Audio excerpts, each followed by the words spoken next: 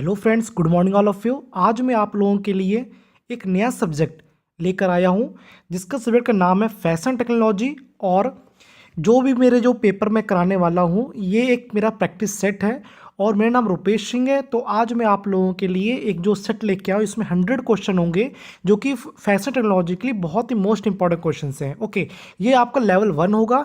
ये आपका लेवल 2 में तब जाएंगे जब हम लोग इस लेवल को पूरा कंप्लीट कर लेंगे। तो इसमें आपके 100 क्वेश्चन होंगे, मैं वन बाय वन इसको सॉल्व कराऊंगा। और ये क्वेश्चन सेट जो है वो अदर ट्रेड यानी कि ड्रेस मेकिंग के लिए भी उतना ही हेल्पफुल है जितना कि आपके फैशन टेक्नोलॉजी के लिए, और स्विंग टेक्नोलॉजी के लिए भी ये इंपॉर्टेंट आपके लिए सेट होगा। तो मैं बात करूंगा कि मैं इस बारे में बताना चाहता हूँ जो फैशन टेक्नोलॉजी है वो आजकल बहुत ही ज़्यादा यूज़ हो रही है उसका, मैंने फैशन टेक्नोलॉजी का बहुत ज़्यादा यूज़ हो रहा है। तो जैसे जैसे हम लोग बढ़ते जा रहे हैं तो आप देख रहे होंगे कि कितना डिमांड होता है कपड़ों का, कितना डिमांड होता है डिज़ाइनों का। तो ये सब जो डिज़ाइन तैयार करते हैं तो ये सब फैशन टेक्नोलॉजी के अंतर्गत ही हम लोग करते हैं। ठीक है, उस पर हम सॉफ्टवेयर भी यूज़ करते हैं क्योंकि टेक्नोलॉजी आ गई है तो सॉफ्टवेयर को हम लोग यूज़ करेंगे। ठीक है ना। तो अब हम बात करते हैं आज की जो सेट नंबर 1 और लेवल 1 फैशन टेक्नोलॉजी के बारे में। चलिए, जो मेरे क्वेश्चन यहाँ पर कराए गए हैं ये एज ए CTI के एग्ज़ाम के लिए भी बहुत इंपॉर्टेंट है। CTI एग्ज़ाम के लिए भी बहुत इंपॉर्टेंट है। तो ये वीडियो उनके लिए इंपॉर्टेंट भी है जो इस वीडियो को जो जो कोर्स अभी कंप्लीट कर रहे हैं और जो कंप्लीट कर चुके हैं। ठीक है ना। चलिए अब बात करते हैं क्वेश्चन नंबर फर्स्ट की। Which line is the line of the force and the beauty. यानी कहना क्या मतलब है, हिंदी से क्या बोलेंगे इसको, कौन सी रेखा फोर्स और ब्यूटी की रेखा होती है। तो इसका आंसर क्या होगा, इसका आंसर होगा वक्र रेखा। आपको बता दें, आपको पता ही होगा, आप लोग तो पढ़े हैं, आप लोग आपके सर और मैम ने पढ़ाया होगा कि कर्व रेखा कैसी होती है। कर्व रेखा इस प्रकार से होती है। ओके, जो स्ट्रेट रेखा होती है इस प्रकार से होती है, और जो कुछ हुक टाइप की होती रेखाएं ऐसे बना देते हैं हम लोग। ठीक है ना। तो ये हमारे क्या हो जाएंगी, हमारा जो इसका आंसर क्या होगा, वक्र रेखा यानी कर्व्ड लाइन। यानी which line is the line of force and beauty, it is called curved line. Okay, कौन सी रेखा फोर्स और ब्यूटी की रेखा होती है, वक्र रेखा। चलिए अब बात करते हैं क्वेश्चन नंबर 2 की। चलिए मेरे साथ बने रहिए और मेरे वीडियोस को अंत तक देखिए। थोड़ा सा टाइम लगेगा पर यदि आप इस सेट को लगा लेंगे तो आपके अंदर एक कॉन्फिडेंस बिल्डअप हो जाएगा। और मैं दावा करता हूं कि जो आपका जो पेपर होगा उनमें से इस सेट से बहुत से ज़्यादा क्वेश्चन फंसेंगे। ठीक है ना। तो मेरे साथ बने रहिए, चैनल को सब्सक्राइब भी करिए ताकि जो नेक्स्ट वीडियो लेके आएंगे तो उस पर आपको नोटिफिकेशन मिल जाए। चलिए बात करते हैं क्वेश्चन नंबर 2 की। What will refer to a cool combination. यानी कूल कॉम्बिनेशन को क्या संदर्भित करता है, यानी इसमें जो कलर बताना है, जो कलर कॉम्बिनेशन है वो कौन सा कूल कलर कॉम्बिनेशन है। तो हम यहाँ बात करेंगे सेकंड नंबर क्वेश्चन की। तो जो सबसे जो बेटर आंसर है वो है ग्रे एंड नीला, यानी कि ग्रे एंड ब्लू। तो सेकंड का राइट आंसर क्या होगा, ए। सेकंड का राइट आंसर क्या होगा बच्चों, ए। चलिए बात करते हैं हम क्वेश्चन नंबर 3 की। What does CAD stand for. CAD आप समझते होंगे कंप्यूटर एडेड डिज़ाइन। ठीक है ना। तो मैं बताना चाहूँगा कि कैड भी होता है, कैम भी होता है। तो जो कैम होता है CAM, देखिए कैड तो पता चल गया, कंप्यूटर एडेड डिज़ाइन, इसका आंसर मैं बता दूंगा क्या होगा, इसका आंसर बी होगा। ठीक है। बट एक कैम भी होता है, कंप्यूटर एडेड मैन्युफैक्चरिंग। तो कैड कैम कुछ भी पूछा जा सकता है। ठीक है ना। जब मैन्युफैक्चरिंग की बात करते हैं तो M वर्ड आ जाता है और जब डिज़ाइन की बात करते हैं तो D वर्ड आ जाता है। बट दोनों क्या है, computer aided design and manufacturing. Okay, अब बात करते हैं क्वेश्चन नंबर 4 की। और बच्चों मैं बता दूं कि ये जो मैं PDF है, मैं PDF की लिंक भी आपको दे दूंगा, मेरे टेलीग्राम ग्रुप बना हुआ है। और आपको पर्सनली चाहिए तो मैं आपको व्हाट्सअप लिंक भी दे दूंगा। आप लोग मेरे बिजनेस अकाउंट से आप लोग मैसेज कर सकते हैं, मैं आपको उसकी PDF भी प्रोवाइड करा दूंगा। ओके, और इसकी आंसर शीट होगी वो भी मैं प्रोवाइड कर दूंगा आपको। बच्चों घबराने की एक भी जरूरत नहीं है। हो जाता है किसी बच्चे से मेरा ये वीडियो मिस हो जाए, बट कोई बात नहीं, मैं आपको PDF भी प्रोवाइड करा दूंगा। चलिए बात करते हैं क्वेश्चन नंबर 4 की। Creating a pattern by placing fabric over a dress form is an example of. यानी कहने मतलब क्या है, एक ड्रेस फॉर्म पर कपड़ा रखकर एक पैटर्न बनाना क्या कहलाता है, हम बताएंगे क्या कहलाता है। वैसे क्या कहलाता है, देखिए 4th का राइट आंसर क्या होगा बच्चों, ड्रेपिंग। तो ड्रेपिंग एक सिंपल वर्ड समझ लीजिए, किसी वस्तु पर कोई पोशाक या अन्य वस्तु को यूं ही डाल देना। जैसे आपने जब कभी ध्यान दिया होगा कि मान लीजिए कोई एक बंदा कोट पहने हुए है, ठीक है, अब वो चेयर में बैठता है तो क्या करता है, वो अपने कोट को चेयर के बैक साइड में रख देता है, यानी वो क्या कहलाता है, ड्रेपिंग। अब देखिए यहाँ पर आप देख पा रहे होंगे एक ड्रेपिंग भी दिया गया है और एक ड्राफ्टिंग भी दिया गया है। तो हमें ड्राफ्टिंग भी पता होना चाहिए। आप जैसे इंजीनियरिंग ट्रेड्स जो बच्चे होते हैं तो इंजीनियरिंग फील्ड में ड्राफ्टिंग का मतलब होता है किसी चीज़ को पेपर पर बनाना है, पेंसिल के द्वारा। ओके, तो ये क्या क्या कहलाता है? ड्राफ्टिंग। अब ड्रैपिंग क्या है? आपको मैंने बताया, किसी वस्तु पर कोई पोशाक या यानी पोशाक मतलब क्या होता है? कोई गारमेंट या अन्य वस्तु को यूं ही डाल देना, ठीक है ना, तो ड्रैपिंग लाएगा। रिवर्स इंजीनियरिंग और कंप्यूटर जनरेटिंग ये नहीं होगा, तो राइट आंसर क्या होगा? फोर्थ का ए। Okay, very good. अब बात करते हैं क्वेश्चन नंबर 5 की। What is the purpose of creating a prototype for a model to try on? यानी कहना मतलब है, एक मॉडल पर परखने के लिए प्रोटोटाइप निर्मित करने का क्या उद्देश्य होता है, ठीक है ना। तो इसका 5th का आंसर, राइट आंसर क्या होगा? B, check fit and design. तो फिट एंड डिजाइन को जांचना ही एक मॉडल पर परखने के लिए प्रोटोटाइप निर्मित करने का मेन उद्देश्य होता है। क्या होता है? फिट और डिजाइन को जांचना, ठीक है ना। अब बात करते हैं क्वेश्चन नंबर 6 की। देखिए बच्चों, घबराना नहीं, मेरे वीडियोस जो होते हैं 30 मिनट 40 मिनट्स के होते हैं, तो थोड़ा सा टाइम आपको देना होगा, पर इसके बाद इस क्वेश्चन लगाने के बाद, इस सेट लगाने के बाद आपके अंदर जो कॉन्फिडेंस बिल्डअप होगा ना, वो आप बयान नहीं कर सकते हैं आपके अंदर कितनी ज़्यादा कॉन्फिडेंस लेवल बढ़ जाएगा। आप सोचेंगे कि नहीं, मैं किसी पेपर को सॉल्व कर सकता हूं या कर सकती हूं। चलिए अब बात करते हैं क्वेश्चन नंबर 6 की। Using an existing garment to create a pattern is an example of, ठीक है ना। तो क्या मतलब है? पैटर्न बनाने के लिए मौजूदा परिधान का उपयोग करना।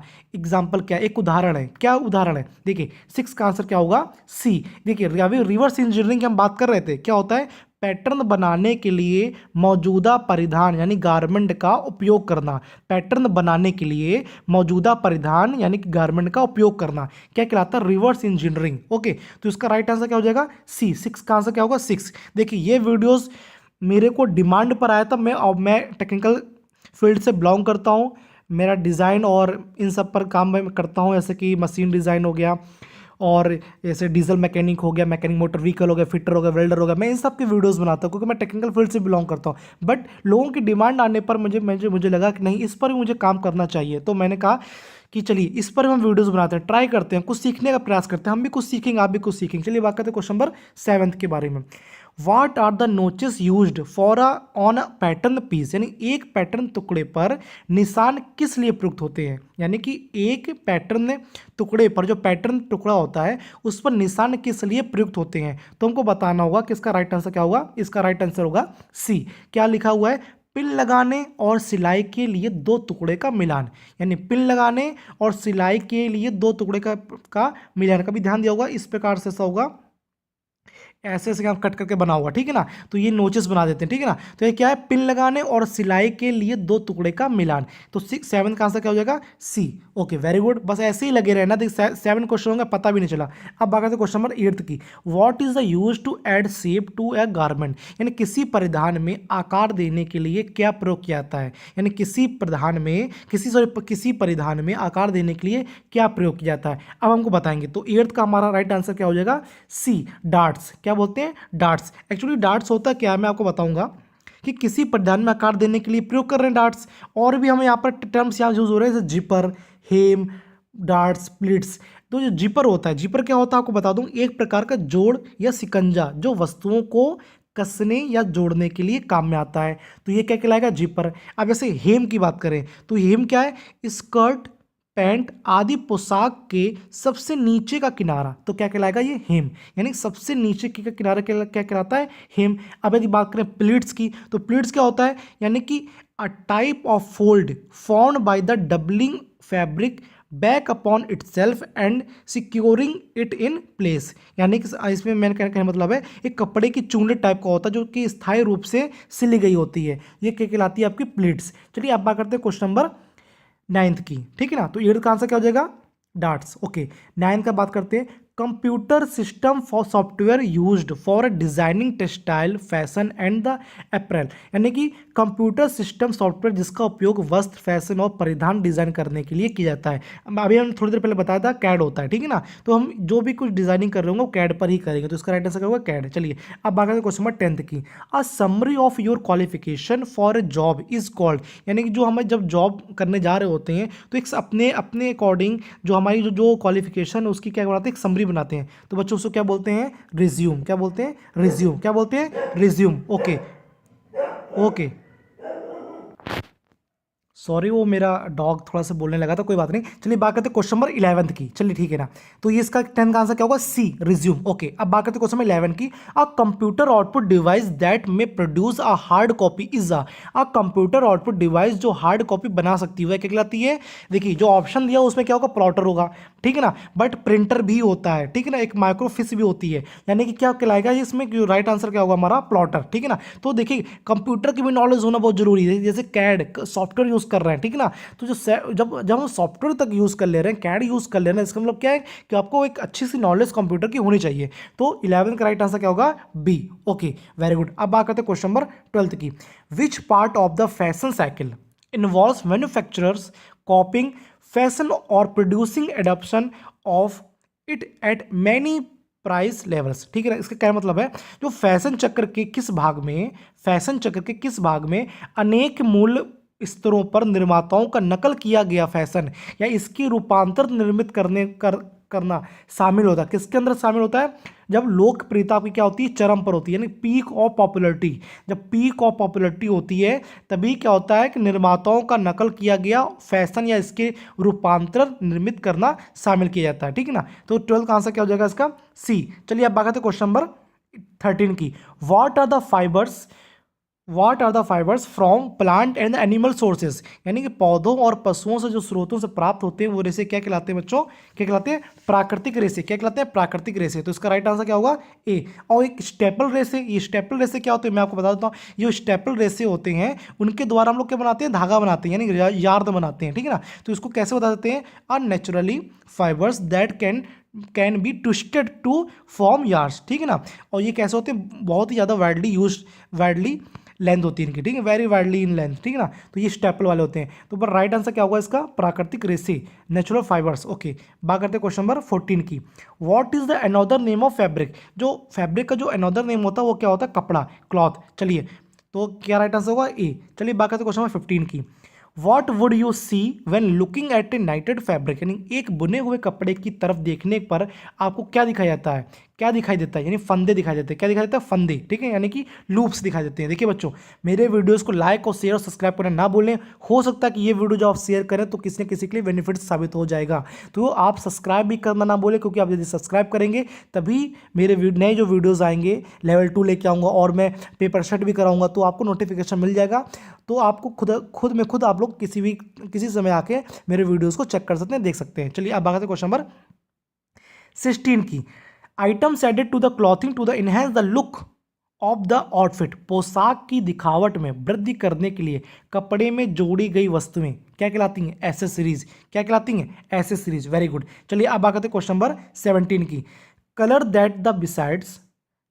That are besides each other on the colour wheel, यानी वे रंग जो एक कलर व्हील पर एक दूसरे के बराबर में होते हैं, तो क्या कहलाते हैं वो, बताइए क्या कहलाते हैं, बताइए। एनालॉगस कलर स्कीम, यानी अनुरूप रंग योजना कहलाते हैं। क्या कहलाते हैं, अनुरूप रंग योजना, कि 17 का आंसर क्या होगा, बी। चलिए अब बात करते हैं क्वेश्चन नंबर 18 की। The overall geometric outline of the object और गॉर्मेंट्स इज नोन एज, यानी ऑब्जेक्ट या परिधान की समग्र ज्यामितीय रूपरेखा को किस रूप से जाना जाता है, यानी कि आकार के रूप से जाना जाता है। किस रूप से, आकार। मैं ऑप्शन दे देता हूं, आकार दिया है, बुनावट दिया है, स्पेस दिया है, ट्रायंगल दिया है, बट किससे जानेंगे, आकार से। ऑब्जेक्ट या परिधान की समग्र ज्यामितीय रूपरेखा को आकार यानी शेप के रूप में जाना जाता है, यानी कि शेप के रूप में जाना जाता है। 18। अब हो गई 19 की बात करते हैं। अ मूड बोर्ड इज यानी मूड बोर्ड एक होता है, क्या होता है बताना होगा। मूड बोर्ड क्या होता है बताना होगा कि ये होता है एक प्रकार का विजुअल रिप्रेजेंटेशन ऑफ स्टाइल, यानी कि स्टाइल का एक दृश्य रूप निरूपण होता है। यानी क्या होता है ये, विजुअल रिप्रेजेंटेशन ऑफ स्टाइल, यानी कि हम स्टाइल की बात करते हैं, उसके विजुअल रिप्रेजेंटेशन की बात करते हैं। तो मूड बोर्ड क्या होता है, अब विजुअल रिप्रेजेंटेशन ऑफ स्टाइल। चलिए अब बात करते हैं क्वेश्चन नंबर 20 की। What are the 3 primary colours, देखिए जो प्राइमरी कलर होते हैं उनको हिंदी क्या होते हैं, प्रारंभिक रंग। जो प्रारंभिक रंग है ना, ये बहुत ही ज़्यादा इंपॉर्टेंट है, ये कई बार क्वेश्चन पूछे जाते रहे हैं और पूछे जाते हैं, क्योंकि देखिए जो मैं सेट बना रहा हूँ ना, मैं किसी न किसी से डिस्कस करके बना रहा हूँ। देखिए मैं आपको पहले बता चुका हूँ, मैं टेक्निकल फील्ड से बिलोंग करता हूँ, मुझे ज़्यादा नॉलेज नहीं है, बट मैं कुछ चीज़ों को मैंने सीखा है और मैं सीखने के बाद मैं इस पेपर को प्रेजेंट कर रहा हूँ। मैंने कई लोगों से डिस्कशन भी किया इस बारे में। चलिए, तो इसमें क्या हुआ, 3 प्राथमिक रंग कौन कौन से हैं मैं आपको बता दूं, जो रेड, ब्लू और येलो, यानी रूबी। इसको सिंपल रूबी से याद कर लीजिए। क्या हो जाएगा बच्चों, रेड, ब्लू और येलो, यानी रूबी हो गया, ठीक है ना। तो RBY ऐसे याद करेंगे तो आपको हमेशा याद रहेगा कि जो 3 प्राइमरी कलर्स कौन से हैं, which are red, blue and yellow. चलिए, वेरी गुड। देखिए कितना अच्छा लग रहा है।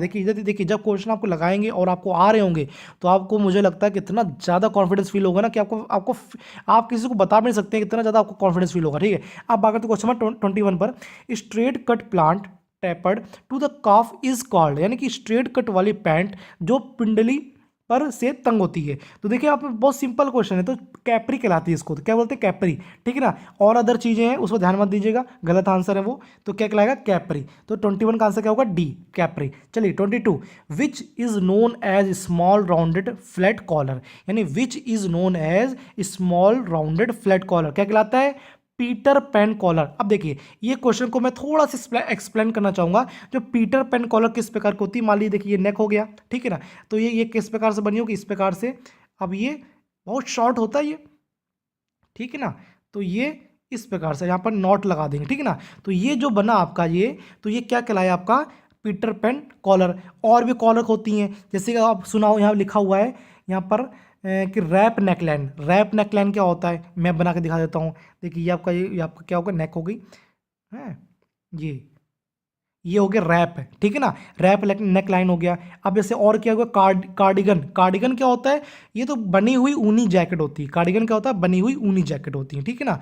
अब जैसे कि बताया इसमें और क्या लिखा हुआ है, की होल नेकलाइन। की होल नेकलाइन कैसा होता है, ये देखिए मैं आपको बता देता हूँ, wait, thank you so much. आप लोग मेरे वीडियोस को ऐसे देख रहे हैं, ऐसे प्यार बना के रखिए बस। ये देखिए इस प्रकार से, तो ये क्या हुआ, की होल नेक लाइन हो गया, ठीक है ना। तो इस प्रकार से जो बनेंगे हम लोग, keyhole neckline. But right answer क्या है इसका, है पीटर पेन कॉलर। जो स्मॉल राउंडेड फ्लैट कॉलर होते हैं, क्या होते हैं, पीटर पेन कॉलर। चलिए अब बात करते हैं क्वेश्चन नंबर 23 की। At which stage of fashion cycle style are considered are completely undesirable, यानी फैशन चक्र के कौन से स्तर पर स्टाइल को पूरी तरह से अवांछनीय माना जाता है, यानी कि जो अप्रचलन हो जाते हैं, कौन, जो अप्रचलन हो जाते हैं वो पूरी तरह से क्या माने जाते हैं, अवांछनीय माने जाते हैं। तो इसका राइट आंसर क्या हो जाएगा बच्चों, 23 का क्या होगा, अप्रचलन। ओके, चलिए बात करते हैं क्वेश्चन नंबर 24 की। A particular of unique version, particular of unique version of style. Okay, style का एक विशेष अनोखा रूपांतरण है, वो क्या है, a particular of unique version of style is यानी कि स्टाइल का एक विशेष या अनोखा रूपांतरण होता है, वो क्या होता है बच्चों। तो किसका 24 का आंसर क्या होगा, सी, यानी कि डिजाइन होता है। यानी कि स्टाइल का एक विशेष या अनोखा रूपांतरण डिजाइन होता है, क्लासिक नहीं होता है। क्या होता है, डिजाइन। ओके, अनोखा रूपांतरण क्या होता है, डिजाइन। चलिए अब बात करते हैं क्वेश्चन नंबर 25 की। At the introduction stage of the fashion cycle new style are, यानी कि जो फैशन चक्र के नए चरण पर एक स्टाइल है, नया स्टाइल है, तो क्या कहलाएगा, फैशन चक्र के नए चरण पर जो नए स्टाइल हैं वो क्या कहलाएंगे। देखिए बहुत ही सिंपल इसका आंसर है, क्या कहलाएगा बच्चों, देखिए पढ़िए इसको, ऑप्शन पढ़िए, क्या कहलाएगा, आमतौर पर केवल फैशन लीडर की कम संख्या द्वारा ही स्वीकृत किए जाते हैं। नहीं, फैशन चक्र के नए चरण पर जो नए स्टाइल आमतौर पर केवल फैशन लीडर के कम संख्या द्वारा ही स्वीकृत किए जाते हैं। तो इसका राइट आंसर क्या हो जाएगा, बी। ओके, 25 का राइट आंसर क्या होगा, बी। चलिए अब बात करते हैं क्वेश्चन नंबर 26 पर।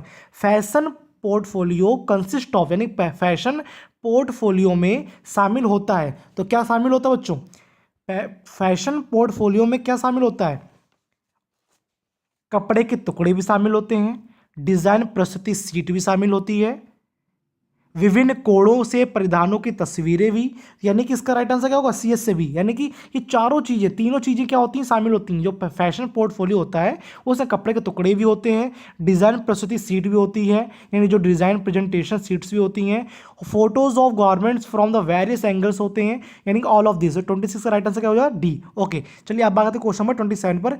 Which dyes are suitable for the sublimation transfer printing, यानी कि सब्लिमेशन ट्रांसफर प्रिंटिंग के लिए कौन सी डाई उपयुक्त होती है। तो कौन सी होती है बच्चों, डिस्पर्स डाई, यानी कि जो छिटकने वाली डाई होती है वो कौन सी होती है, डिस्पर्स डाई। ओके, तो इसका राइट आंसर क्या हो जाए बच्चों, बी। ओके, अब बात करते हैं क्वेश्चन नंबर 28 की। व्हेन जब प्रेजेंटेशन दे रहे होते हैं, योर पोज शुड बी, यानी जब प्रस्तुत करते समय आपकी मुद्रा कैसी होनी चाहिए, यानी कि घबराई हुई होनी चाहिए, या आत्मविश्वास और आरामदेह होनी चाहिए, या हैरान या शर्मीली। ऑब्वियस आत्मविश्वास वाली होनी चाहिए, कॉन्फिडेंस होना चाहिए। कॉन्फिडेंस है तभी तो हर काम पॉसिबल हो सकता है, तो कॉन्फिडेंस एंड रिलैक्स। ओके, अब बात करते हैं क्वेश्चन नंबर 29 पर। अ डिजाइन प्लान और टेक्निकल ड्राइंग इज कॉल्ड, यानी कि एक डिजाइन योजना या तकनीकी चित्रकारी को क्या बोलते हैं, क्या बोलते हैं। 29 का राइट आंसर क्या होगा बच्चों, ब्लूप्रिंट। क्या बोलते हैं, ब्लूप्रिंट। तो ब्लूप्रिंट कहलाती है क्या, तकनीकी चित्रकारी। एक डिजाइन योजना या तकनीकी चित्रकारी कहलाती है ब्लूप्रिंट। तो 29 का राइट आंसर क्या होगा बच्चों, ए। चलिए अब बात करते हैं क्वेश्चन नंबर 30 पर। Software program that take the place of hand sketching to create a fashion design, ठीक है ना। अब कितनी बार मैं बताऊं, 2 बार क्वेश्चन बता चुका हूं, ये कई बार क्वेश्चन आ चुका है पेपर में। Computer aided design. ओके, तो 30 का राइट आंसर क्या हो जाएगा, A, computer aided design. Okay, अब बात करते हैं क्वेश्चन नंबर 31 की। What fashion capital is known for elegance, luxuries fabric and the bold colour, यानी कौन सी फैशन राजधानी अपनी लालित शानदार कपड़ों और बोल्ड रंग के लिए जानी जाती है, यानी कि मिलान। इसका राइट आंसर क्या है बच्चों, मिलान। क्या राइट आंसर, मिलान। तो ये मिलान है कहाँ पर, ये क्वेश्चन उठता है। मिलान कहाँ पर, इटली में। ओके, कहाँ पर है, मिलान इटली में है। तो 31 का राइट आंसर क्या होगा, मिलान। ओके, चलिए अब बात करते हैं क्वेश्चन नंबर 32 की। द इलास्टिक गोज थ्रो, यानी the elastic goes through, elastic से होकर गुजरती है। क्या क्या गुजरती है बच्चों, इलास्टिक से होकर गुजरती है। क्या गुजरती है बच्चों, केसिंग। क्या गुजरती है बच्चों, केसिंग। ओके, तो राइट आंसर क्या होगा इसका, ए। क्या आंसर होगा, ए। चलिए बात करते हैं क्वेश्चन नंबर 33 पर। Ceiling the size up and down is known as, आकार को ऊपर और नीचे सील करने को क्या बोलते हैं, आपको बताया था मैंने। आकार को ऊपर और नीचे को सील करने को क्या बोलते हैं, ग्रेडिंग। क्या बोलते हैं, grading.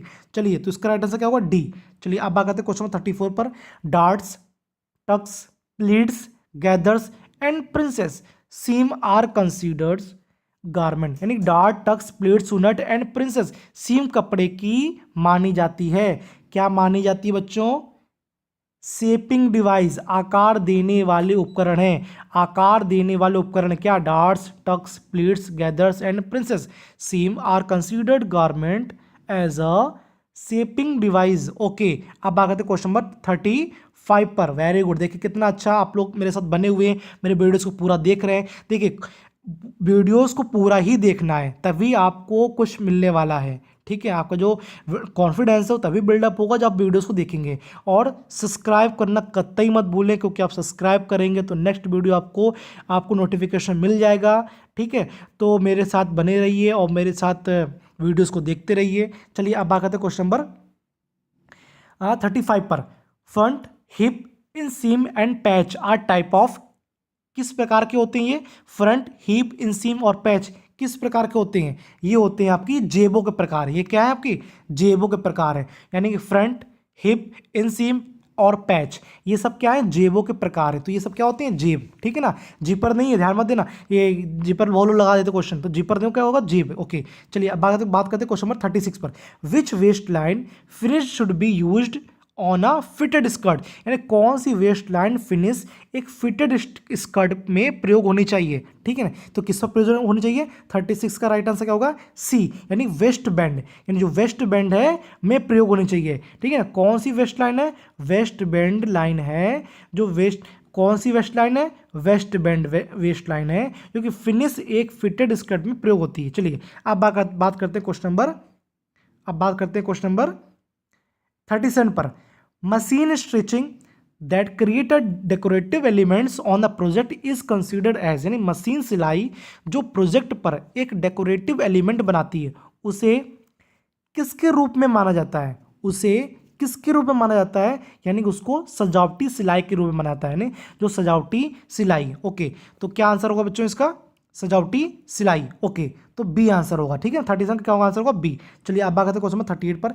In order to control fullness in apparel construction knife and box are example of. परिधान निर्माण में परिपूर्णता नियंत्रण के लिए नाइफ और बॉक्स किसके उदाहरण है, नाइफ और बॉक्स किसके उदाहरण है बच्चों, प्लीट्स के। किसके उदाहरण है, प्लीट्स के। चलिए तो 38 का आंसर क्या होगा, सी। चलिए अब बात करते हैं क्वेश्चन नंबर 39 पर। ड्रेस पैंट्स टिपिकली हैव, यानी ड्रेस पैंट में आमतौर पर एक क्या होता है, आमतौर पर एक क्या होता है, इसका राइट आंसर होगा मशीन बाइंड हेम। क्या होता है, मशीन बाइंड हेम। क्या होता है, मशीन बाइंड हेम। चलिए अब बात करते हैं क्वेश्चन नंबर 40 पर। How many inches are there in a foot, आपको पता है 12। Okay, 12 inches. ओके, चलिए बात करते हैं क्वेश्चन नंबर 41 पर।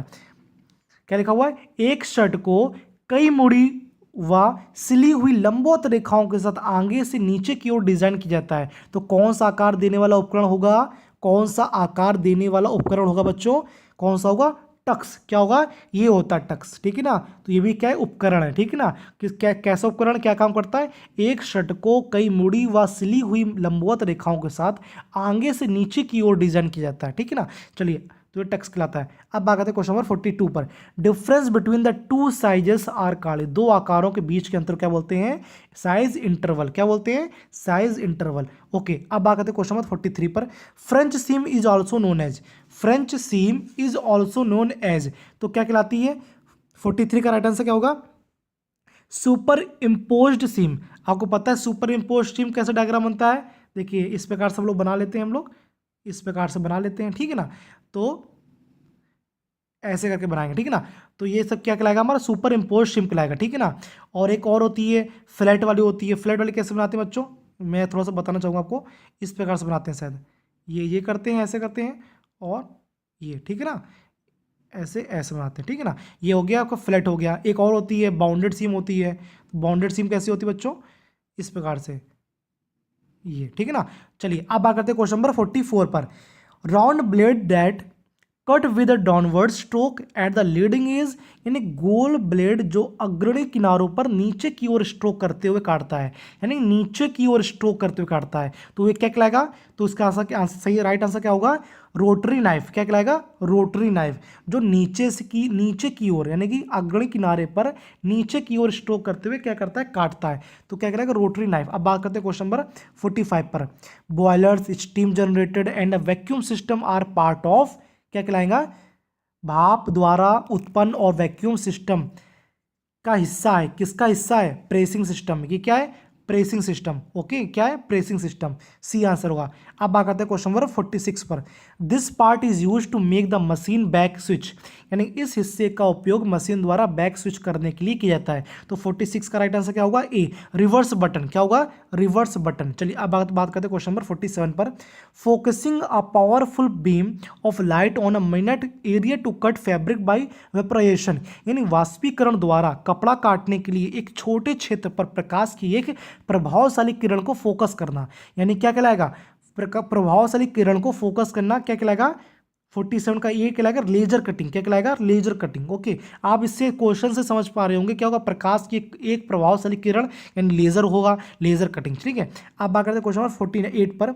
Accurate cutting facility swing and the improve garment, सटीक कटिंग से सिलाई में सुविधा होती है और परिधान की किस में सुधार होता है, परिधान की किस में सुधार होता है, गुणवत्ता पर। किस में सुधार होता है, गुणवत्ता पर। चलिए वेरी गुड। अब बात करते हैं क्वेश्चन नंबर 49 पर।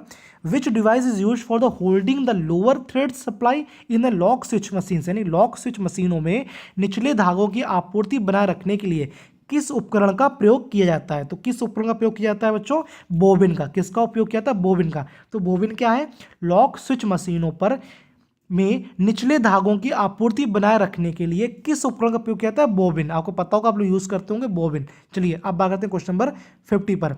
Which part moves the fabric through the machine, यानी कौन सा भाग मशीन के पार कपड़ों को खिसकाता है, तो क्या कौन खिसकाता है, तो 50 का राइट आंसर क्या होगा, सी, फीड डॉग। आपको पता है फीड डॉग कैसा बना होता है, मैं आपको बता देता हूँ, एक सिंपल सा थोड़ा सा एग्जांपल देता हूँ, मे बी आपको डायग्राम समझ आ जाए। आपने देखा होगा इस प्रकार से बना होता है, इस प्रकार से बना होता है, इसमें से खांचे कटे होते हैं, ध्यान दे रहे हैं, इस प्रकार से बना होता है, ऐसे खांचे कटे होते हैं, ठीक है ना। तो ये फीडबैक कहलाता है, ठीक है। अब बात करते हैं क्वेश्चन नंबर 51 की। Free sample can be effective for the what kind of the product. निःशुल्क नमूना किस तरह के उत्पादों के लिए प्रभावी हो सकता है, प्रभावी हो सकता है। तो 51 का राइट आंसर क्या होगा, ए, वे जिन्हें बाजार में सबसे पहले परिचित कराया जाए, तो वही प्रभावशाली हो सकता है, वे जिन्हें बाजार में सबसे पहले परिचित कराया जाए। ओके, चलिए अब बात करते हैं क्वेश्चन नंबर 52 की। What part of the store layout include the aisles. Store layout के किस भाग के गलियारे शामिल होते हैं, स्टोर लेआउट के किस भाग में गलियारे शामिल होते हैं। तो किस भाग में गलियारे शामिल होते हैं, कस्टम स्पेस, जो कस्टम स्पेस बना कर रखते हैं उसमें अपने गलियारे में शामिल कर लेते हैं, ठीक है। स्टोर लेआउट के किस भाग में, स्टोर लेआउट के कस्टम स्पेस के भाग में गलियारे शामिल होते हैं। चलिए अब बात करते हैं क्वेश्चन नंबर 53 पर।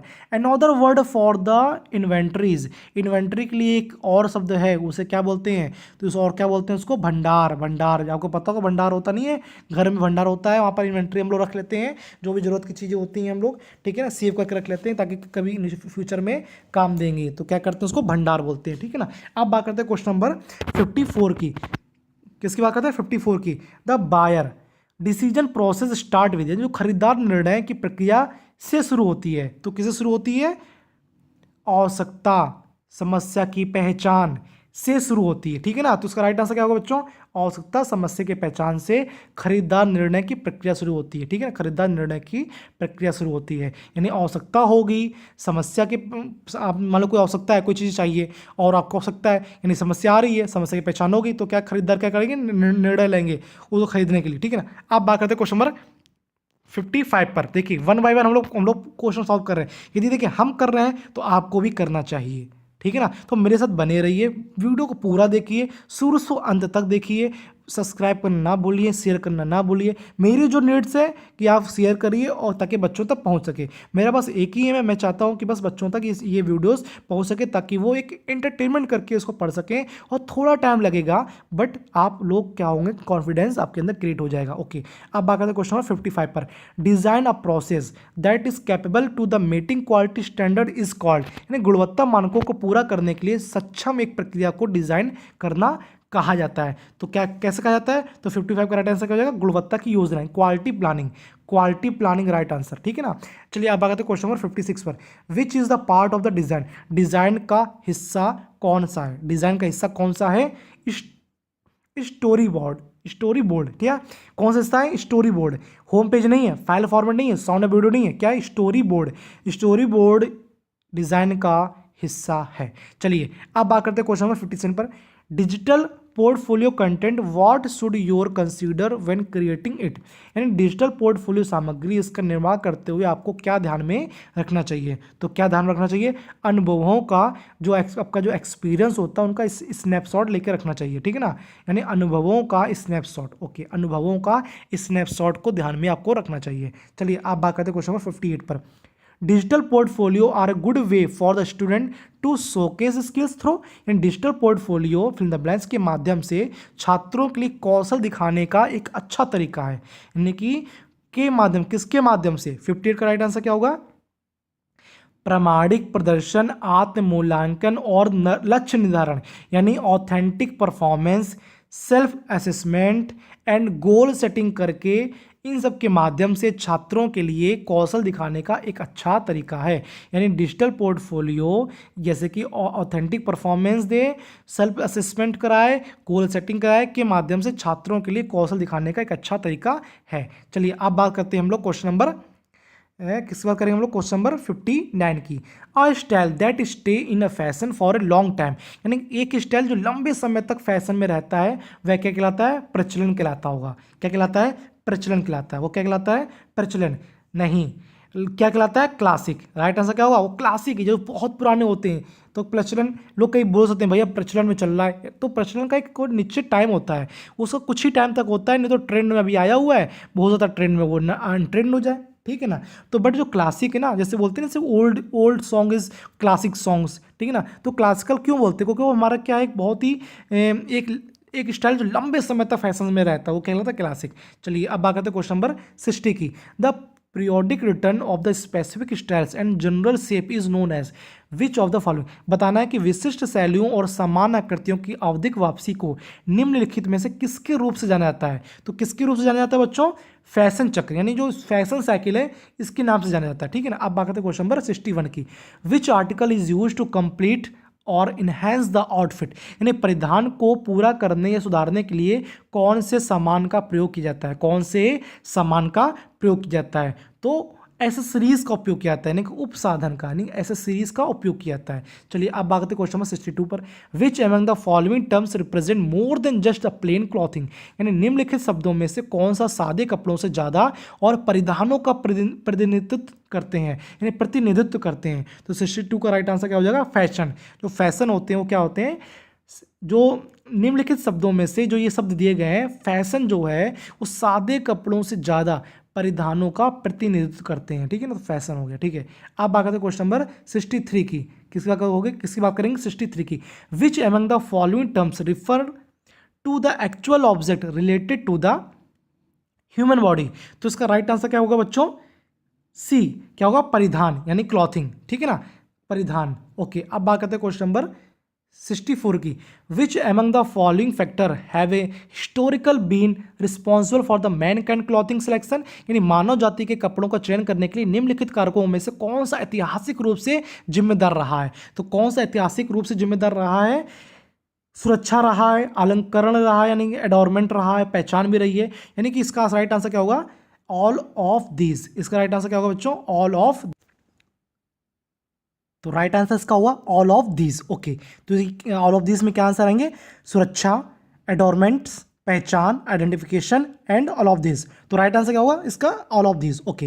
ये तीनों चीजें आएंगी, यानी कि क्या कहना मतलब है, मानव जाति के कपड़ों को के चयन के लिए निम्नलिखित कारकों में से कौन सा ऐतिहासिक रूप से जिम्मेदार रहा है। यानी कि देखिए, प्रोटेक्शन मिलनी चाहिए कपड़ों में, ऐसा ना हो कि उन्हें चोट लग जाए। ठीक है ना। अलंकरण सुंदर लगना चाहिए, पहचान बननी चाहिए। ठीक है ना। जैसे कोट पैंट पहने हुए तो लगेगा क्या कि ये हाँ कोई बिजनेसमैन है। ठीक है ना। या कोई पढ़ा लिखा बंदा है। तो और कोई छोटे कपड़े पहने हुए हैं, यानी कि हाँ ये किसी कोई घूमने के पर्पज से निकला हुआ है, तो एक पहचान बनती है। ठीक है ना। एक उसका कपड़े पहने ढंग के जो तरीके से कहीं ना कहीं पहचान बनती है। स्कूल ड्रेस होती है तो क्या पहचान, एक पहनावा है ना, तो पहचान बन रही है ना। चलिए आप बात करते हैं क्वेश्चन नंबर 65 पर। Okay, very good. मेरे साथ देख कितने अच्छे आप लोग मेरे साथ बने हुए हैं, आप मेरे साथ पूरा वीडियोस को देख रहे हैं। मुझे बहुत ही खुशी हो रही है कि आप लोग मेरे वीडियोस को देख रहे हैं और लाइक भी करेंगे, मुझे पता है लाइक भी करेंगे। ठीक है ना। पर लास्ट में, ठीक है ना, लास्ट में लाइक का बटन दबाएंगे आप लोग। ठीक है। Okay, thank you so much. चलिए अब बात करते हैं क्वेश्चन नंबर 65 पर। Which among the following is a waist belted or tucked and provides a sense of the comfort to the wearer, यानी कहने का मतलब है निम्नलिखित में से कौन सा कमर बेल्ट पहनने वाले को आराम का एहसास प्रदान करता है। यानी कि निम्नलिखित में कौन सा कमर बेल्ट पहनने वाले को आराम से एहसास प्रदान करता है। तो उसका राइट आंसर क्या होगा बच्चों? सी, यानी कि पटियाला सलवार। यानी कि पटियाला सलवार में क्या होता है कि बेल्ट पहनने वाले को आराम का एहसास प्रदान होता है। ठीक है ना। यानी कि इसका राइट आंसर क्या होगा? सी। ओके, सी। ओके, ठीक है ना। अब बात करते हैं क्वेश्चन नंबर 66 की। Which among the following is a draped lower garment that can be worn by man और वुमेन, इनमें से कौन सा एक छोटा सा परिधान है जिससे पुरुषों या महिलाओं द्वारा पहना जा सकता है? पुरुषों या महिलाओं द्वारा पहना जा सकता है। तो उसका राइट आंसर क्या होगा बच्चों? अंगरखा नहीं होगा, फ्लड फ्रंट नहीं होगा, पटियाला सलवार नहीं होगा, यानी कि इनमें से कोई नहीं होगा। ठीक है ना। तो 66 का राइट आंसर क्या होगा? डी, इनमें से कोई नहीं होगा। ठीक है ना। ओके, चलिए आप बात करते हैं क्वेश्चन नंबर 67 की। Which among the following in a French term that refers to the high fashion, इनमें से कौन सा फ्रांसीसी शब्द है जो हाई फैशन को संदर्भित करता है? हाई फैशन को संदर्भित करता है। तो उसका जो राइट आंसर क्या होगा? होटे कटोरे। होटे, होटे कटोरे। ठीक है ना। होटे कटोरे, यानी कि जो इनमें से कौन सा फ्रांसीसी शब्द है? होटे कटोरे, जो हाई फैशन को संदर्भित करता है। यानी इसका राइट आंसर क्या होगा? बी। Okay, very good. मेरे साथ बने रहने के लिए वेरी वेरी थैंक्स। मेरे साथ वीडियोस देख रहे हैं आप लोग, मुझे बहुत खुशी हो रही है। चलिए बात करते हैं क्वेश्चन नंबर 68 की। Which among the following term refer to the process of converting design to the constituent flat pattern piece and then drafting. निम्नलिखित शब्दों में से कौन सा डिजाइन के घटकों को फ्लैट पैटर्न टुकड़ों में बदलने और फिर ड्राफ्टिंग की प्रक्रिया को संदर्भित करता है? क्या है? कौन सी ड्राफ्टिंग की प्रक्रिया को क्या करता है? संदर्भित करता है। तो उसका राइट आंसर क्या होगा बच्चों? प्रतिमान बनाना, यानी कि पैटर्न मेकिंग। जो पैटर्न मेकिंग है तो क्या कर रहा है, बता रहे हैं। पैटर्न मेकिंग एक ऐसा वर्ड है जो कि डिजाइन के घटकों को, यानी क्या लिखा हुआ है, डिजाइन के घटकों को फ्लैट पैटर्न टुकड़े में बदलने और फिर ड्राफ्टिंग की प्रक्रिया को संदर्भित करता है। तो क्या होता है? Pattern making. चलिए अब बात करते हैं क्वेश्चन नंबर 69 की।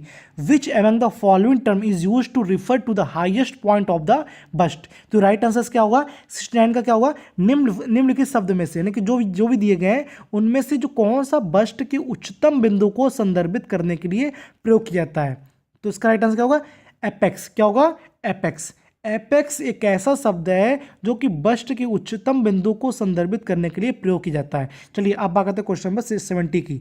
Which among the following term is used to refer the amount of the space और रूमिनेस इन अ गारमेंट्स? निम्नलिखित शब्दों में से कौन सा एक परिधान में जगह का उल्लेख करने के लिए प्रयोग किया जाता है? यानी कि जगह का उल्लेख करने के लिए प्रयोग किया जाता है। तो आपका 70 को राइट आंसर क्या होगा? सुविधा, यानी कि ये जो भी इजी होता है, ठीक है ना, इजी करने के लिए प्रयोग किया जाता है, ठीक है, इजी। चलिए क्वेश्चन बात करते हैं क्वेश्चन नंबर 71 की। How many type of the dart manipulation of the front bodice are there? यानी कि फ्रंट बॉडीज के कितने प्रकार के डार्ट मैनिपुलेशन होते हैं? तो कितने प्रकार होते हैं? 13 प्रकार के, 13 प्रकार के डार्ट मैनिपुलेशन होते हैं। चलिए अब बात करते हैं क्वेश्चन नंबर 72 की। Which among the following term is use to refer ready to wear fashion? यानी निम्नलिखित शब्दों में से कौन सा पहनने के लिए तैयार फैशन को संदर्भित करने के लिए प्रयोग किया जाता है? यानी कि निम्नलिखित शब्दों में से कौन सा पहनने के लिए तैयार फैशन को संदर्भित करने के लिए प्रयोग किया जाता है? तो 72 का राइट आंसर क्या होगा बच्चों? बी, पहनने के लिए तैयार, यानी प्री ऑफ पॉटर, ठीक है ना। तो इस राइट क्या होगा? पहनने के लिए तैयार। निम्नलिखित शब्दों में से कौन सा पहनने के लिए, यानी कि पहनने के लिए तैयार फैशन को संदर्भित करने के लिए प्रयोग किया जाता है? प्रीट अ पॉटर, यानी कि प्रीट अ पॉटर, ये जो वर्ड है, ठीक है ना, प्रीट अ पॉटर। तो क्या करते हैं? इसको पहनने के लिए तैयार फैशन को संदर्भित करने के लिए प्रयोग किया जाता है। चलिए ठीक है, देखिए एक एक क्वेश्चन कर रहे हैं तो 73 क्वेश्चन होने वाले हैं। यदि हम लोग भड़बड़ाएंगे या फिर परेशान होंगे तो क्या होगा कि हम लोग को समझ में कुछ भी नहीं आएगा। तो इन क्वेश्चन को आप लोग क्या करना, एक फेयर कॉपी में नोट कर लेना। आप बहुत ही अच्छी तरह साफ रखें। आप लोग की लड़की गर्ल्स, वैसे मैक्सिमम गर्ल्स ही ट्रेड होती है, तो मैं चाहूँगा कि आप लोग क्या करेंगे, साफ कॉपी पेन फेयर कॉपी में इसको क्या करेंगे, लिख लेंगे और इसको आप लोग उस मॉर्निंग में कभी उठ के आप लोग रिविजन कर लेंगे, ठीक है। तो यही क्वेश्चन होगा जो सिंपल क्वेश्चन ही आपके पेपर में आएंगे। तो अभी लेवल 1 करा रहा हूँ, अभी बाद में लेवल 2 भी कराऊंगा। तो मेरे साथ वीडियो के लिए देखते रहें और मेरे साथ बने रहें। और हम बात करते हैं क्वेश्चन नंबर 73 पर। Which among the following? तो यार इसको हम बता ही चुके हैं, नहीं बताया। चलिए बात करते हैं क्या होगा। निम्नलिखित शब्दों में से कौन सा रिवाज के आधार पर बनाया गया प्रीमियम फैशन वस्त्रों के संदर्भ में प्रयोग किया जाता है? यानी निम्नलिखित शब्द जो भी शब्द दिए गए उनमें से ऐसा कौन शब्द है जो कि रिवाज के आधार पर, यानी कि रिवाज के आधार पर, यानी कि क्या होता है, जो कस्टम, ठीक है ना, रिवाज के आधार पर बनाए गए प्रीमियम फैशन वस्त्रों के संदर्भ में प्रयोग किया जाता है? तो कौन सा वर्ड है बताइए? होटे कुटरे, ठीक है ना। तो ये फ्रांसीसी वर्ड है, होटे कुटेरे, ठीक है ना। चलिए अब बात करते हैं क्वेश्चन नंबर 74 की। Which among the following term is use to refer radical and novel fashion? निम्नलिखित शब्द में से कौन सा शब्द मौलिक और नव फैशन को संदर्भित करने के लिए उपयोग किया जाता है? ठीक है ना। तो 74 का राइट आंसर क्या होगा? अवांट ग्रेड। क्या होगा? अवांट ग्रेड। क्या होगा? अवांट ग्रेड, ठीक है ना, अवांट ग्रेड। चलिए तो राइट आंसर क्या होगा इसका? सी। ओके, क्या होगा राइट आंसर क्या होगा? सी। Okay, very good. तो 74 का राइट आंसर क्या होगा? सी। चलिए अब बात करते हैं क्वेश्चन नंबर हम लोग 75 की। Which among the following promotional, जो प्रमोशन करते हैं, promotional activity is done in the cooperation with a single vendor and the in vendor is generally consider as a popular method of the selling expensive garments? यानी क्या कहना मतलब है, निम्नलिखित प्रचार गतिविधियों में से कौन सी एक विक्रेता के सहयोग से और इसे आमतौर पर महंगा वस्त्र बेचने के लोकप्रिय विधि माना जाता है? यानी कि कौन सा आमतौर पर महंगा वस्त्र बेचने की लोकप्रिय विधि माना जाता है? तो कौन सा माना जाता है? विभागीय फैशन शो। आपने देखा होगा जब डिपार्टमेंटल फैशन शो होते हैं तो क्या होता है, यही एक प्रचार की गतिविधि है। ठीक है ना, जो एक विक्रेता के सहयोग से, और इसे आमतौर पर महंगा वस्त्र बेचने की लोकप्रिय विधि माना जाता है। चलिए अब बात करते हैं बच्चों क्वेश्चन नंबर 76 की। मेरी तो मैं तब काफ़ी देर से बोल रहा हूँ तो मेरी आवाज़ थोड़ी सी खराब आने लगी होगी, कोई बात नहीं। चलिए कोई बात नहीं, हम बात करते हैं। मेरा रियाज भी हो रहा है, एक्चुअली मैं सिंगर भी हूँ तो मेरा रियाज भी हो रहा है। चलिए कोई बात नहीं। चलिए 76, which among the following refers to a fashion phenomena that remains constant. निम्नलिखित में से कौन सा फैशन घटना को संदर्भित करता है जो स्थिर रहती है, यानी कि जो स्थिर रहती है और फैशन घटना को क्या करेगा, वो संदर्भित करेगा। तो इसका राइट आंसर क्या होगा बच्चों, सी, उत्कृष्ट यानी क्लासिक। क्या कहलाएगा, क्लासिक। चलिए अब बात करते हैं क्वेश्चन नंबर 77 की। Which among the following step is involve in a fashion designing process. Fashion designing प्रक्रिया में निम्न में से कौन सा चरण शामिल है, कौन सा चरण शामिल है। तो 77 का राइट आंसर क्या होगा, डी। क्या होगा देखते हैं, बात करते हैं क्या आंसर होगा, डी आंसर होगा। पर इसमें सभी चीज़ें होंगी। देखिए फैशन डिजाइनिंग प्रक्रिया में निम्न में से कौन सा चरण शामिल है। देखिए व्यक्तिगत प्रकार की आवश्यकता भी होती है, यानी कि रिक्वायरमेंट ऑफ इंडिविजुअल टाइप्स, ठीक है। Study of structural lines of the human figure, रेखाओं का अध्ययन करना चाहिए, मानव आकृति के संरचनात्मक रेखाओं का अध्ययन करना चाहिए। जैसे स्टार्टिंग वाला पहला क्वेश्चन कराया था मैंने, कर्व्ड, स्ट्रेट है, ये सब लाइनों का अध्ययन करना चाहिए। सिलेक्शन ऑफ मटेरियल, सामग्री का चयन करना भी आना चाहिए। तो फैशन डिजाइनिंग प्रक्रिया में निम्न में से कौन सा चरण शामिल है। तो ये सब क्या है, चरण है, स्टेप बाय स्टेप चीज़ें शामिल की गई हैं। तो इसमें क्या होगा, all of these. Right answer क्या होगा, ऑल ऑफ दीज। तो 77 का आंसर क्या होगा, डी। अब बात करते हैं क्वेश्चन नंबर 78 की। Which among the following seams provide strength to the joining parts and the prevents fraying. तो निम्नलिखित सीमाओं में से कौन सा हिस्से को ताकत प्रदान करता है और फ्राइंग को रोकता है, ठीक है ना। तो 78 का राइट आंसर क्या होगा, सी, गोद सॉरी लैप सीम, गोद सीम, ठीक है ना। चलिए अब बात करते हैं क्वेश्चन नंबर 79 की।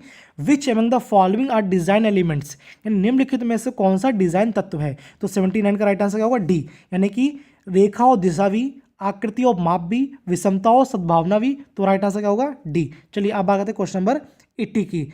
Which among the following pairs are complementary colours, यानी कि निम्नलिखित जोड़ों में से कौन सा पूरक रंग है, कौन सा पूरक रंग है। तो कौन सा पूरक रंग है, पीला और बैगनी। कौन सा पूरक रंग है, पीला और बैगनी, यानी कि येलो और वायलेट। ओके, येलो वायलेट क्या है हमारा पूरक रंग, यानी कि कॉम्प्लीमेंट्री कलर्स है। चलिए अब बात करते हैं क्वेश्चन नंबर 81 की। Which among the following fabric is preferred for making evening gown. Evening gown बनाने के लिए निम्नलिखित में से कौन सा कपड़ा पसंद किया जाता है। तो 81 का राइट आंसर क्या होगा, सैटिन। क्या होगा, सैटिन, ठीक है ना। हिंदी से क्या होगा, शॉर्टन, ठीक है, सैटिन। चलिए 81 का आंसर हो गया। अब बात करते हैं क्वेश्चन नंबर 82 की। Which among the following fabric represents hand woven wool, woven wool, ठीक है। निम्नलिखित कपड़े में से कौन सा हाथ से बुना हुआ ऊन का प्रतिनिधित्व करता है। जो हाथ से बना हुआ ऊन, जो हाथ से जो बना हुआ बुना हुआ ऊन होता है, वो किसका प्रतिनिधित्व करता है, कौन सा कपड़ा। तो 82 का राइट आंसर क्या होगा, ट्विड, एक प्रकार का ऊनी कपड़ा। ट्विड क्या होता है, एक प्रकार का ऊनी कपड़ा होता है, ट्विड। ओके, चलिए अब बात करते हैं क्वेश्चन नंबर 83 की। Which among the following is a synthetic fabric. निम्नलिखित में से कौन सा एक सिंथेटिक कपड़ा है। तो 83 का राइट आंसर क्या होगा, पॉलिएस्टर। क्या होगा, पॉलिएस्टर एक प्रकार क्या है, एक प्रकार क्या है, सिंथेटिक कपड़ा है। चलिए 84 की बात करते हैं।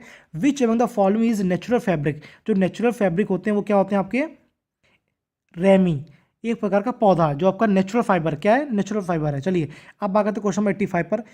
विच among the following term is used to refer straight form of fitting silhouette, ठीक है ना। तो निम्नलिखित शब्दों में से कौन सा फिटिंग सिलहुट फॉर्म को सीधे संदर्भित करने के लिए, सिलहुट फॉर्म को सीधे संदर्भित करने के लिए प्रयोग में किया जाता है। तो कौन सा ऐसा वर्ड है जो फिटिंग सिलहुट फॉर्म को सीधे संदर्भित करने के लिए प्रयोग किया जाएगा, वो क्या है, सीत। ये क्या है, सीत, यानी कि म्यान, ठीक है। अब बात करते हैं क्वेश्चन नंबर 86 की। Which among the following is the best method of applying dyeing yarn. तो क्या राइट आंसर होगा, यार्न में डाई लगाने का सबसे अच्छा तरीका निम्न में से कौन सा है। तो कौन सा सबसे अच्छा तरीका होगा, विसर्जन, यानी कि इमर्जन। क्या होगा, हिंदी से विसर्जन, इंग्लिश क्या होगा, इमर्जन। चलिए अब आगे क्वेश्चन नंबर 87 की। Which among the following factor has greatest influence on the creative work of the designers. डिजाइनरों के रचनात्मक कार्य पर निम्नलिखित कारकों में से कौन सा सबसे बड़ा प्रभाव है। तो सबसे बड़ा प्रभाव कौन सा होगा इसमें, आत्म अभिव्यक्ति भी होगा, ठीक है, संसाधनों की उपलब्धता भी होगी, वैश्वीकरण भी होगा, यानी कि ऑल ऑफ दीज। 87 का आंसर क्या होगा, ऑल ऑफ दीज। चलिए आप बात करते हैं क्वेश्चन नंबर 88 की। Which among the following is the fundamental attribute of the TQM total quantity management in the fashion designing. निम्नलिखित में से कौन सा फैशन डिजाइनिंग में TQM की मौलिक विशेषताएं हैं? तो जो TQM में क्या है, टोटल क्वालिटी मैनेजमेंट है। तो इसका जो राइट आंसर क्या होगा बच्चों आपका होगा, जो TQ का M का फॉर्मूला कभी पूछ भी लेते हैं एम्प्लॉयबिलिटी स्किल्स में, तो इसका राइट आंसर क्या होगा बच्चों, सीड्स प्रबंधन की प्रत्यक्ष भागीदारी, यानी कि direct involvement of top management. ठीक है ना, तो इसका आंसर क्या होगा बच्चों, सी। चलिए अब बात करते हैं क्वेश्चन नंबर 89 की। Which among the following is the benefit of the statisticals process control. निम्नलिखित में से कौन सा सांख्यिकी प्रक्रिया नियंत्रण का लाभ है, यानी कि जो सांख्यिकी प्रक्रिया नियंत्रण का क्या लाभ है हमको बताना है। तो इसमें कौन सा आंसर होगा आपका, तो 89 का राइट आंसर क्या होगा, A. Help to determine the any assignable causes that are the disturbing the process. किसी प्रक्रिया को अस्त व्यस्त कर रहे योग्य कारणों को निर्धारित करने में मदद करता है। ठीक है, किसी प्रक्रिया को अस्त व्यस्त कर रहे योग्य कारणों की निर्धारित करने के में मदद करता है। चलिए राइट आंसर क्या होगा, ए। चलिए अब आगे क्वेश्चन नंबर 890 की। Which among the following is the benefit of periodic inspection. निम्नलिखित में से कौन सा आवधिक निरीक्षण का लाभ है, आवधिक निरीक्षण का लाभ है। तो क्या लाभ है इसका, यह सुनिश्चित करता है कि उत्पाद मानक विनिर्देश को पूरा करता है, यानी कि ensure that the product meet standard specification. ठीक है ना, तो राइट आंसर क्या होगा, सी। ठीक है ना, तो लेकिन निम्नलिखित में से कौन सा आवधिक निरीक्षण का लाभ है, यानी कि ensure that the product meets standard specification, यह सुनिश्चित करता है कि उत्पाद मानक विनिर्देश को पूरा करता है। चलिए अब बात करते हैं क्वेश्चन नंबर 91 की। Which among the following is observed in a control chart. नियंत्रण चार्ट में निम्नलिखित में से कौन सा देखा जाता है, कौन सा देखा जाता है, आइडेंटिटी प्रोसेस वेरिएबिलिटी, प्रक्रिया परिवर्तनशीलता की पहचान करना। तो राइट आंसर क्या होगा, बी। चलिए अब बात करते हैं क्वेश्चन नंबर 92 की। Who among the following is referred to a sketch holder. निम्नलिखित में से कौन सा दावधारी के रूप में जाना जाता है। ठीक है ना, तो 92 का राइट आंसर क्या होगा, B. A person who is interested in the success of the enterprise. वह व्यक्ति जो उद्यम की सफलता में रुचि रखता है, वो क्या कहलाएगा, वो क्या कहलाएगा। Who among the following is referred to the stakeholder, stakeholder. ठीक है ना, गलती से कुछ और बोल दिया था मैंने। निम्नलिखित में से कौन सा दावधारी के रूप में जाना जाता है, स्टेक होल्डर के रूप में जाना जाता है, कौन सा, अ person who is interested in the success of the enterprise. ठीक है ना, आपको पता है एंटरप्रेन्योर क्या होता है, जो लोगों को रोजगार प्रदान करता है। चलिए अब बात करते हैं क्वेश्चन नंबर 93 की। बैटरी मेरी लो हो रही है, कोई बात नहीं। Which among the following term referred to a small shop that specialize in the particular garments design. निम्नलिखित में से कौन सा शब्द एक छोटी दुकान को संदर्भित करता है जो एक विशेष परिधान डिजाइन में माहिर है। तो 93 का राइट आंसर क्या होगा, ब्यूटिक। ठीक है ना, बुटीक होता है जो गर्ल्स में यूज होता है, बुटीक। ठीक है ना, एक छोटी दुकान में संदर्भित करता है जो कि विशेष परिधान डिजाइन में माहिर है, बुटीक। चलिए अब आते हैं क्वेश्चन नंबर 94 पर। निम्नलिखित में से कौन सा शब्द मूल डिजाइन को संदर्भित करने के लिए प्रयोग में किया जाता है जिससे अन्य डिजाइन विकसित किए जा सकते हैं, जिससे अन्य डिजाइन विकसित किए जा सकते हैं। तो क्या कहलाएगा, ब्लॉक। क्या कहलाएगा, ब्लॉक। चलिए अब बात करते हैं क्वेश्चन नंबर 95 पर। Which among the following term is use to refer double or multiple fold in a garment. निम्नलिखित में से कौन सा शब्द एक परिधान में डबल या एकाधिक तरह को संदर्भित करने के लिए प्रयोग में किया जाता है। तो इसका राइट आंसर क्या होगा, प्लीट। हम पहले बता चुके हैं क्या होगा आंसर, प्लीट। चलिए अब आगे क्वेश्चन नंबर 96 की। Which among the following term is use to differ the direction of the fabric along which is use to be cut. निम्नलिखित अवधि में से कौन सा शब्द कपड़े की दिशा को संदर्भित करने के लिए प्रयोग किया जाता है जिस दिशा में इसे काटा जाना चाहिए। क्या कहलाया जाएगा, जिस दिशा में इसे काटा जाना चाहिए। तो 96 आंसर क्या होगा, ग्रीन लाइन। क्या होगा आंसर होगा, ग्रीन लाइन। आपको बच्चों पता है ग्रीन लाइन कैसा आंसर होता है, कैसे इसको डायग्राम बनाते हैं, मैं आपको बता देता हूँ। जैसे कि ये कपड़ा है, ठीक है ना, तो जो ये लाइन होगी ना, ये बेस लाइन होगी, होगी बेस लाइन होगी। ठीक है ना, बेस लाइन। और ये लाइन कैसी होगी आपकी, स्ट्रेट लाइन कौन सी होगी, ये लाइन होगी, क्या होगी, स्ट्रेट लाइन। ये क्या होगी, स्ट्रेट लाइन होगी। ठीक है ना, ये बेस लाइन होगी, स्ट्रेट लाइन होगी। ठीक है ना, चलिए और ये लाइन कैसी होती है, क्लोजिंग लाइन होती है। क्या होती है, क्लोजिंग लाइन। ये लाइन कैसी होती है, क्लोजिंग लाइन, ठीक है ना। तो मैं डायग्राम्स बताया कि जो ग्रीन लाइन होती हैं ये कई प्रकार की होती हैं, ठीक है ना। चलिए अब बात करते हैं क्वेश्चन नंबर 97 की। Which among the following is use for the moving the fabric during swing. सिलाई के दौरान कपड़े को स्थानांतरित करने के लिए निम्नलिखित में से कौन सा उपयोग किया जाता है। सिलाई के दौरान कपड़े में को स्थानांतरित करने के लिए निम्नलिखित में से कौन सा उपयोग किया जाता है। तो 97 का राइट आंसर क्या हो जाएगा, फीड डॉग, ठीक है ना। मैंने आपको बताया था फीड डॉग कैसा होता है, ठीक है ना, फीड डॉग। चलिए अब बात करते हैं क्वेश्चन नंबर 98 की। Which among the following is true for the seam gauge. Seam gauge के लिए निम्नलिखित में से कौन सा सत्य है। सीम गेज के लिए कौन सा सत्य है, आपको पता होगा, छोटे पैमाने, छोटे माप के लिए छोटा पैमाना, छोटे माप के लिए छोटा पैमाना, ठीक है ना। तो ये बहुत ही शॉर्ट स्पेस के लिए होता है, 6 इंच लॉन्ग होता है, तो स्टील का होता है, ठीक है ना। चलिए अब बात करते हैं क्वेश्चन नंबर 99 की।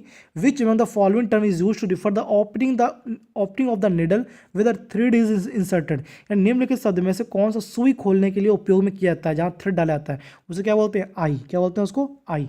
चलिए अब बात करते हैं क्वेश्चन नंबर 100 की। This is my last question of the set. चलिए कोई बात नहीं, हम लोग क्वेश्चन को पूरा करते हैं। Which among the following term is use to refer unconventional and out of the box fashion ideas. निम्नलिखित में से कौन सा शब्द अपरंपरागत और बॉक्स फैशन विचारों के बाहर संदर्भित करने के लिए प्रयोग किया जाता है, ठीक है ना। तो उसको क्या बोलेंगे, 100 का राइट आंसर क्या हो जाएगा, अवंत ग्रेड, क्या कहलाएगा, अवंत ग्रेड। चलिए तो ये बच्चों ये बताइए कि मुझे रिस्पांस दीजिए कि आपको कैसा वीडियो लगा, और कमेंट बॉक्स में ज़रूर बताइएगा। और मैं आगे ऐसी प्रकार से मैं वीडियो लाता रहूँगा ताकि आप लोग वीडियो के माध्यम से चीज़ों को जानें। और सर और मैम आप लोग के वैसे ही हेल्प कर रहे हैं, बहुत मेहनत कर रहे हैं वो लोग आप लोगों को नॉलेज देने के लिए। तो मैंने भी चाहा कि चलिए मैं भी कुछ ना कुछ ट्राई करता हूँ, ठीक है। तो बस ऐसे मेरा प्यार बना कर रखी हुई है और बना कर रखिए, और मेरे वीडियोज़ को लाइक करिए, शेयर करिए, सब्सक्राइब करिए। सब्सक्राइब करना तो मत ही भूलिए, सब्सक्राइब करिए, क्योंकि सब्सक्राइब करेंगे तभी आपके पास, मेरे पास जो वीडियो के जो लिंक है आपके पास नोटिफिकेशन पहुंचेगा। और जैसे वीडियो आपकी अंत होगी तो उसी में देखिएगा आपके राइट और लेफ्ट साइड में आपको एक बटन दबेगी सब्सक्राइब करने की, तो आप मेरे चैनल पर सब्सक्राइब कर सकते हैं। और एम्प्लॉयमेंट स्किल्स की जो सीरीज़ है वो भी मैं आपके राइट हैंड में आपका मैं डाल दूंगा, इसी स्क्रीन में, आपके मोबाइल स्क्रीन में देखिए लिंक आ रही होगी, ठीक है ना। तो आप मेरी एम्प्लॉयमेंट स्किल्स को भी आप लोग देख सकते हैं, और जो भी अदर वीडियोज़ में देखना चाहते हैं वो मेरे आपके लिंक में जाकर, मेरे चैनल पर जाकर आप लोग देख सकते हैं। मैं बहुत अच्छे अच्छे वीडियोज़ में ला रहा हूँ इस समय, और मैं ऐसे आगे भी लाता रहूँगा। चलिए तब तक के लिए थैंक यू सो मच, इसी प्रकार से प्यार बनाए रखिए, और मैं नेक्स्ट वीडियो फिर से लाऊंगा। थैंक्स फॉर मैम जो इन्होंने मुझे इनिशिएट किया कि आप थोड़ा सा काम करिए इस पर। चलिए ओके, जय हिंद, जय भारत।